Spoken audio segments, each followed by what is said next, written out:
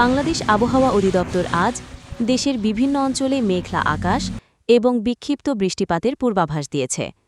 বিশেষ করে ঢাকা, খুলনা, বরিশাল, চট্টগ্রাম ও সিলেট বিভাগের কিছু স্থানে হালকা থেকে মাঝারি, কোথাও কোথাও বজ্রসহ ভারী বর্ষণের সম্ভাবনা রয়েছে।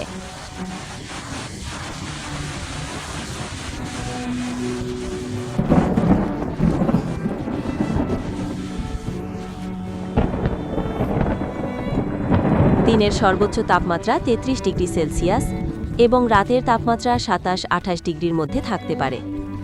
রাজধানীতে ঢাকায় সকাল থেকেই আকাশ মেঘলা এবং বিকেল থেকে রাত পর্যন্ত বৃষ্টিপাতের সম্ভাবনা রয়েছে। এছাড়া রংপুর, রাজশাহী ও ময়মনসিংহেও বিক্ষিপ্ত বৃষ্টিপাত হতে পারে।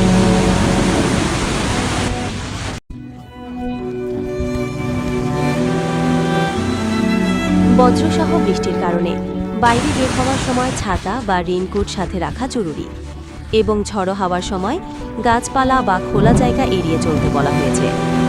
আবহাওয়া বিভাগ দেশের বিভিন্ন স্থানে গবাদি পশু ও খামারির খেয়াল রাখারও পরামর্শ দিয়েছে।